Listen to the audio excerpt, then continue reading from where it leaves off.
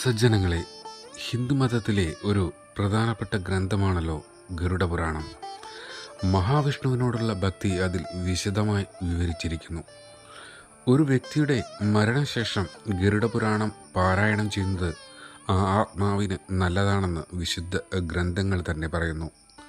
ഒരു വ്യക്തിയുടെ ജീവിതവുമായി ബന്ധപ്പെട്ട നിരവധി കാര്യങ്ങൾ ഗരുഡപുരാണത്തിൽ പരാമർശിച്ചിട്ടുണ്ട്.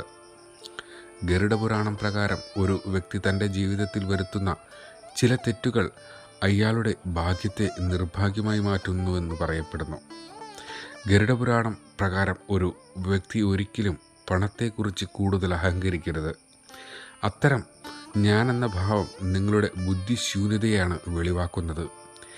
ഇതുമൂലം അവർ മറ്റുള്ളവരെ അപമാനിക്കുവാൻ തുടങ്ങുന്നു. ഏതെങ്കിലും ഒരു വ്യക്തിയെ അപമാനിക്കുകയോ മോശം പറയുകയോ ചെയ്യുന്നത് ഗരുഡപുരാണത്തിൽ പാപമാണെന്ന് പ്രതിപാദിക്കുന്നു.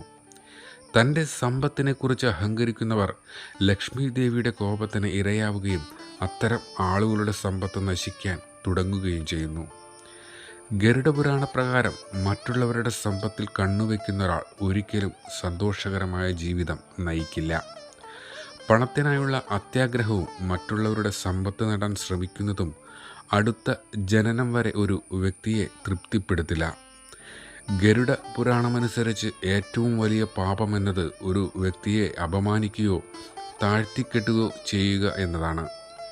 മറ്റുള്ളവരെ തരം താഴ്ത്തുന്ന ആളുകൾക്ക് ഒരിക്കലും സന്തുഷ്ടരായിരിക്കുവാൻ കഴിയില്ലെന്ന് ഗരുഡ പുരാണം ഊട്ടിയുറപ്പിക്കുന്നു. ഗരുഡപുരാണം വായിക്കുന്നതിലൂടെ ആർക്കും പാപം ചെയ്യാൻ തോന്നുകയില്ല. ഹിന്ദുമതവിശ്വാസികൾ ഏറെ ആദരിക്കപ്പെടുന്ന ഗരുഡപുരാണത്തിൽ കാണുന്ന 3 നിർദ്ദേശങ്ങൾ നമുക്ക് നോക്കാം. പണം സമ്പാദിക്കാനുള്ള അത്യാർത്തി. എന്ത് നീചമായ കാര്യം ചെയ്തും ഏത് മാർഗം പിന്തുടർന്നും വല്ലവിധനെയും കാശുണ്ടാക്കാനുള്ള ത്വര. 2. കാര്യങ്ങൾ ചെയ്യുന്ന അവസരങ്ങളിൽ ശ്രദ്ധക്കുറവ്. ഒരു കാര്യത്തിലും ഒട്ടും താല്പര്യം കാണിക്കാതെ ഒരു വഴിപാട് പോലെ ജീവിതം മുന്നോട്ട് പോകുന്ന അവസ്ഥ. ഒരു കാര്യത്തിൽ വേണ്ടത്ര ശ്രദ്ധയോ താല്പര്യമോ ഇല്ലാത്ത സമീപനം. 3. സംഗതികളുടെ കിടപ്പ് മനസ്സിലാകാതെ ശരിയും തെറ്റും ഉൾക്കൊള്ളാതെ ഒരാളുടെ പിന്നാമ്പുറവും ശരിയായ ഉള്ളിരിപ്പും ഒന്നും ശ്രദ്ധിക്കാതെ ഒരു വ്യക്തിയെ കണ്ണടച്ച് വിശ്വസിക്കുന്നത്. ഒരു കാര്യം വിജയിക്കുമോ ഇല്ലയോ എന്നൊന്നും ചിന്തിക്കാതെ ആ കാര്യം ചെയ്യുവാൻ ചാടി പുറപ്പെടുന്നത്. ഒരു കാര്യത്തിലും ആക്രാന്തമരുത്. ഏറെ ഉണർവും ശ്രദ്ധയും എപ്പോഴും ഉണ്ടായിരിക്കണം. ആരെയും കണ്ണടച്ച് വിശ്വസിക്കരുത്. ഇതാണ് ആ 3 ഉപദേശങ്ങളുടെ രത്നച്ചുരുക്കം.